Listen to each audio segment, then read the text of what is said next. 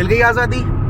Jadon Sancho जरा stats check करो जाके और फिर मुझे बताना कि जो रैंडम पोस्ट पे जाकर ये कमेंट करता है अगेंस्ट मैनचेस्टर यूनाइटेड, ये अब इसको किस तरीके से फ्रूट्स लग रहे हैं। और वो चेल्सी फैंस खासकर जो जब साइन किया था जेडन सैंचो को चेल्सी ने ऑन लोन, बहुत बज रहे थे कि यार यूनाइटेड ने पोटेंशियल किल कर दिया जेडन सैंचो का, Sancho will shine for us, this that ऐसा वैसा। Jadon Sancho is pissing shit right now and he is, मतलब कहते हैं ना गार्बेज, वो एक होती है बिल्ली की गुजा जो किसी काम की नहीं होती है, that is what Jadon Sancho is. United ने मार्कस रैशफोर्ड को ऑफलोड किया है to Aston Villa and they have also offloaded यहाँ पे certain players, but one of those guys जिसके पास पोटेंशियल बहुत था, जिसको हमने बहुत हायर पैकेज पे खरीदा था, जिसने कभी डिलीवर नहीं किया, and that was Jadon Sancho. उस बंदे को यहाँ पर हर तरीके से मैनेजमेंट ने बैक किया एंड इतना टॉक्सिक है वो बंदा। लेकिन अब चेल्सी फैंस को भी समझ में आ रहा हो कि भाई Jadon Sancho is good for nothing. And कल रात में चेल्सी आई थिंक सीजन में तीसरी बार हारी है ब्राइटन से, एंड वो हारे नहीं है, they got bamboozled, absolutely annihilated by Brighton. और ये जो परफॉर्मेंस थी चेल्सी की, ये बैक टू बैक गेम्स में आई है, पहले एफए कप में, फिर उसके बाद यहाँ पर प्रीमियर लीग में। टॉप 4 अभी तक सिक्योर लग रहा था, लेकिन अब धीरे धीरे करके वो टॉप 4 की जो उम्मीदें हैं या फिर टॉप 4 का जो पोजीशन है अब हाथ से ज़्यादा दिख रहा है। एंड प्रॉब्लम पता क्या है कि यहाँ पर वो प्लेयर्स जिनको चेल्सी खरीद के लेकर आई थी, ये सोचकर कि they might turn things around, वही सबसे ज़्यादा खराब कर रहे हैं। And one of those names is Jadon Sancho. United के केस में यहाँ पर रूबन एमरिम की कल प्रेस कॉन्फ्रेंस थी, उसमें बहुत क्लियर तौर पर उन्होंने बोल दिया that if we want to improve we have to sell players and there are certain people that still thinks that Marcus Rashford can turn things around and United को अच्छा पैकेज मिल जाएगा। देखो यार, बात ऐसी है कि अगर इतना बढ़िया प्लेयर होता ना मार्कस रैशफोर्ड, तो यूरोप के टॉप क्लब्स जो कि लेफ्ट विंगर के लिए मार्केट में उतरे थे, वो रैशफोर्ड का पैकेज पे कर देते। There is a reason why Barcelona, Juventus, Napoli और बायर्न जैसे क्लब्स यहाँ पर मार्कस रैशफोर्ड के आसपास भी नहीं भटकना चाहते। ये जो वर्क एथिक की बात होती है आज के खिलाड़ियों में है नहीं। बहुत बढ़िया इंटरव्यू था यहाँ पे, बहुत बढ़िया पॉडकास्ट का पार्ट है जो कि ट्विटर पे मैंने शेयर भी किया, आप जाके वो सुन सकते हो। टॉक स्पोर्ट के ऊपर जो कॉन्वर्सेशन हुई है उसमें बहुत अच्छे तौर पर उन्होंने ये बोला है कि if he wants to be he can be, it's just that उसके अंदर वो ज़ील नहीं है। जिस साल में कॉन्ट्रैक्ट चाहिए था, ही प्रोड्यूस्ड 41 गोल्स एंड असिस्ट का सीजन, और उसके बाद से लेकर अभी तक 2.5 साल हो चुका है। मार्कस रैशफोर्ड की परफॉर्मेंस बिलो पार रही है। यूनाइटेड को स्पर्स से खेलना है, दोनों टीम्स अगर आप देखोगे लीग टेबल के हिसाब से बहुत खराब कर रही हैं, बट अगर आप यहाँ पर कप फॉर्म देखोगे यूनाइटेड का, दैट हैज़ बीन एक्सेलेंट। हम कैरेबाओ कप में भी अगर आप देखोगे तो हारे इसलिए क्योंकि यहाँ पर हमने मिड सीजन में मैनेजर चेंज किया था, वरना एफए कप का हमारा रन देखो आप, हम यूरोपा लीग में अनडिफीटेड है यहाँ पर, तो things can still be very very good. United can still play champions league football, but the point is हमें वो प्लेयर्स चाहिए जो क्लब के लिए कमिटेड हो। धीरे धीरे करके फिल्टरिंग चल रही है, आप देखोगे कैसेमीरो को ऑफलोड करने का पूरा यहाँ पर एक एफर्ट था, बट क्योंकि सऊदी से कोई यहाँ पर ऑफर नहीं आया, इस वजह से हम सऊदी को ऑफर ही नहीं कर पाए कैसेमीरो को यूरोपियन फुटबॉल में कोई इतना बड़ा ऑफर देगा नहीं, कोई पैकेज देगा नहीं। एंड इस पॉइंट ऑफ टाइम पे ही ऑल्सो नोज दिस कि उसके पास से 2 साल और बाकी है and then he will retire. तो कैसेमीरो को भी सेम वेज पे या बेटर वेज पे या फिर मॉडरेटली डिसेंट वेज पे एक कॉन्ट्रैक्ट चाहिए है। वो मैक्स टू मैक्स यहाँ पर वर्ल्ड कप तक खेलेगा और वर्ल्ड कप के बाद ही अनाउंस हिज रिटायरमेंट। लेकिन यूनाइटेड के लिए यहाँ पर स्पर्स वाला गेम एक डू और डाई गेम इसलिए भी है बिकॉज अभी उन्हें यहाँ पर मैन सिटी खेलनी है, चेल्सी खेलनी है, लिवरपूल खेल चुके बट उन्हें आर्सेनल भी खेलनी है।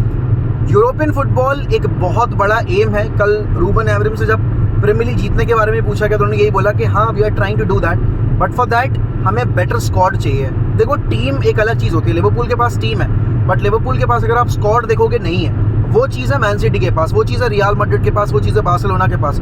डेप्थ चाहिए होती है और अभी हमारे पास प्लेइंग 11 के ही प्लेयर्स नहीं है, स्क्वाड की तो हम बात ही क्या करें। स्पर्स एक ऐसी टीम है जो कि हाई प्रेस हाई इंटेंसिटी पे खेलती है। दिल इनवाइट यू, वो आपको बहुत मौका देंगे यहाँ पर इन बिहाइंड रन्स बनाने का, बट हॉयलैंड और ज़र्क्ज़ी दोनों आपके ऐसे स्ट्राइकर्स हैं जो कि इन अपॉर्चुनिटीज़ पे नहीं गैम्बल खेल सकते। इसीलिए आपको गर्नाचो और अमाद की एक गेम परफॉर्मेंस चाहिए होगी।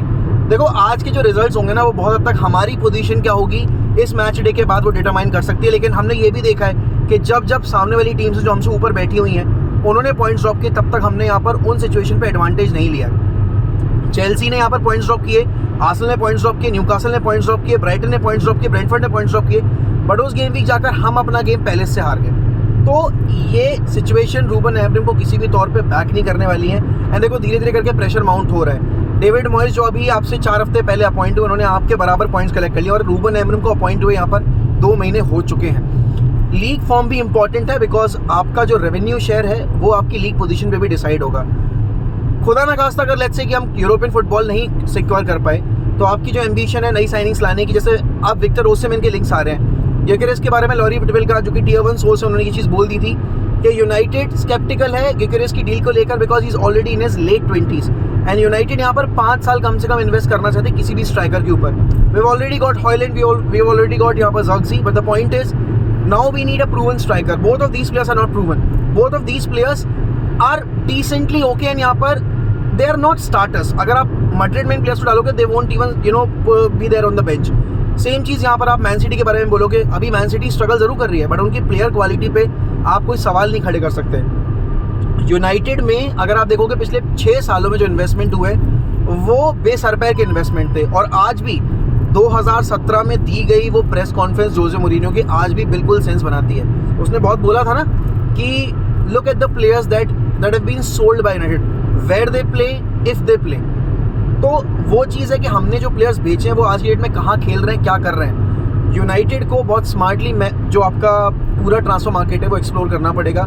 बड़े नामों के पीछे जाना ज़रूरी है क्योंकि आपकी उससे मार्केटेबिलिटी बढ़ती है, आपकी सोशल मीडिया इन्फ्लुएंस उससे स्ट्रॉन्ग होती है। बट यहाँ पर आपको अगर बेटर स्क्वाड प्रिपेयर करना है तो आपको क्वेंदा जैसे प्लेयर्स, आपको यहाँ पर लीग में जाकर एक्सप्लोर करना पड़ेगा, मार्से वगैरह को, क्योंकि अभी फाइनेंशियली स्ट्रगल कर रही है अभी फ्रेंच लीग बहुत ज़्यादा।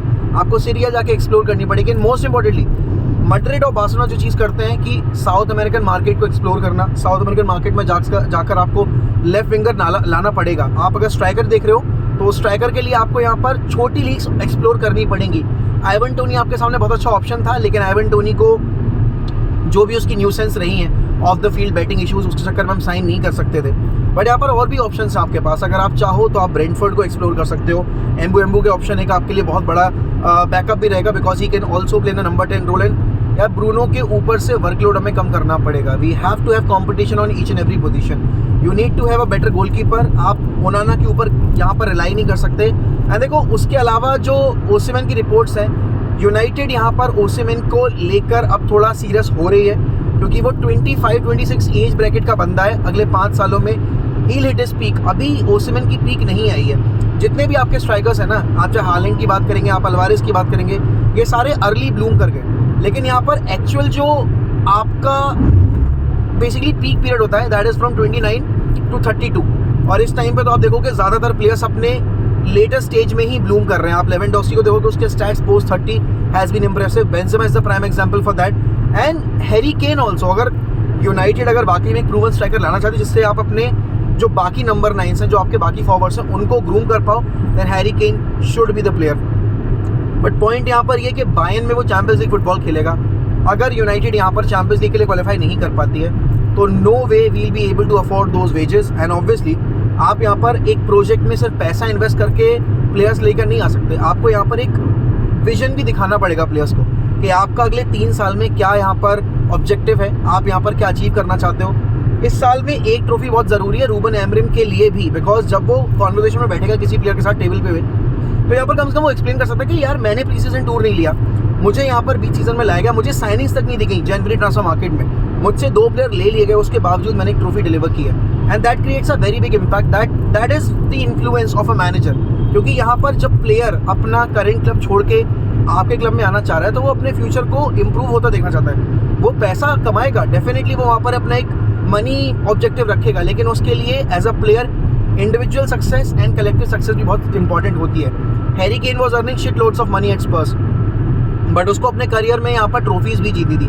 That's why he chose Bayern Munich. And इस पॉइंट ऑफ टाइम पे यूनाइटेड को एक ऐसा ही प्रोजेक्ट चाहिए। But coming back to Jadon Sancho वाली सिचुएशन, धीरे धीरे करके चेल्सी फैंस को अब रियलाइज होगा